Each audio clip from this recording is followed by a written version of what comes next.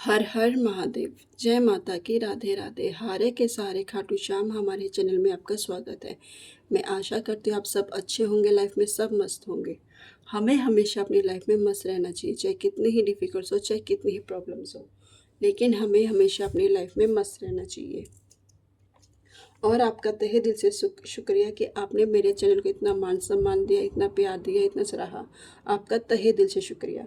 अब देखते हैं कैप्रिकॉर्न, मकर राशि, यानी कि ईश्वर इन 15 दिनों में मकर राशि के लिए क्या लेकर आ रहे हैं, क्या उनकी तरफ भेज रहे हैं, क्या उनको करना चाहिए, क्या नहीं करना चाहिए।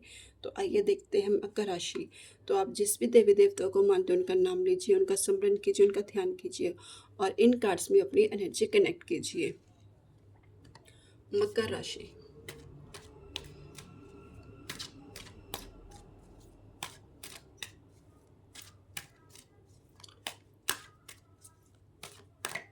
मकर राशि, मकर राशि, मकर राशि। 4 ऑफ swords,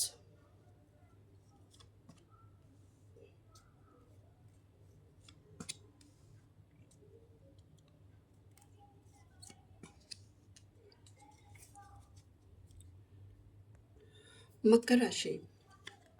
आप इन 15 दिन में ना रेस्ट, यानी कि आप रेस्ट चाहते हैं, मेडिटेशन करना चाहते हैं, आपको कुछ समझ में नहीं आ रहा कि मुझे क्या करना चाहिए, क्या नहीं करना चाहिए। तो आप पहले तो ना रेस्ट उसमें यानी कि रिलैक्स होना चाहते हैं। मैं तो कह रही हूँ पहले आप रिलैक्स होइए, सोचिए, शांति उससे सोचिए कि आपको क्या करना है, क्या नहीं करना। रिलैक्स होकर, कोई जल्दबाजी में, देखो यहाँ पे भी आप ना स्ट्रक हैं, कहीं ना कहीं आपको कुछ समझ में नहीं आ रहा कि भाई मुझे क्या करना चाहिए। यानी कि आप अभी तक ना कुछ चीज़ों को एक्सेप्ट नहीं कर पा रहे हैं, कुछ चीज़ों को अपना जो आपके साथ हुआ है ना वो आपको समझ में नहीं आ रहा है कि ये मेरे साथ क्या हो गया। सडन कुछ तो हुआ है आपके साथ जो आप एकदम से रेस्ट यानी कि मेडिटेशन चाह रहे हैं कि भी मुझे कोई ना कहीं तो आपको ये चीज़ है, रिग्रेट हो रहा है।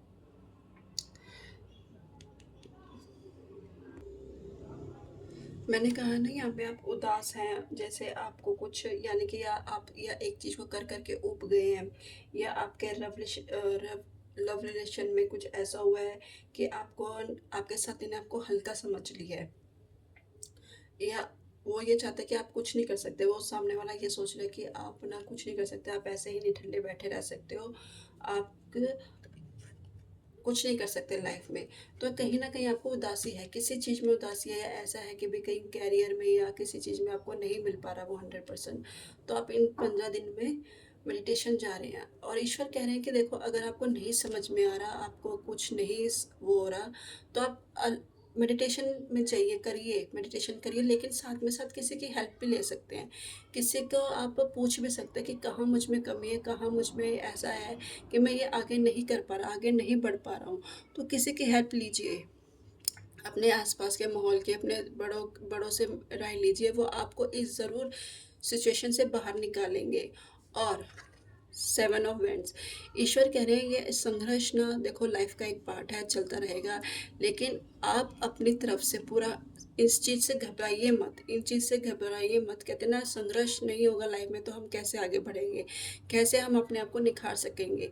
तो लाइफ में ऐसे पल आते हैं कि कई बार हमें संघर्ष से ही आगे बढ़ा जाता है, तभी वो हमें मंजिल मिलती है, तभी हम आगे बढ़ पाते हैं। तो लाइफ का ये एक पार्ट है। तो ईश्वर कह रहे हैं अगर आपको कुछ चीज़ में है, कहीं आपको डाउट है, लग नहीं समझ में नहीं आ रहा, तो आप किसी चीज़ से राय ले सकते हैं। तो मकर राशि वालों के लिए ये थी, ईश्वर उनको ये गाइडेंस देना चाहते थे कि भी उनको मेडिटेशन किसी चीज़ में अगर है, कहीं से रिजेक्शन मिल रहा है, कोई जैसे लव में, कहीं कैरियर में कहीं से ऐसा है, तो प्लीज़ आप किसी से पूछिए, गाइडेंस लीजिए और इतना जल्दी से हार मत मानिए। कहते हैं ना ये लाइफ का एक पार्ट है, संघर्ष का एक पार्ट है, ये उतार चढ़ाव हमारी ज़िंदगी में आते हैं, ऐसे निराश मत होइए और लाइफ को आगे बढ़ाइए।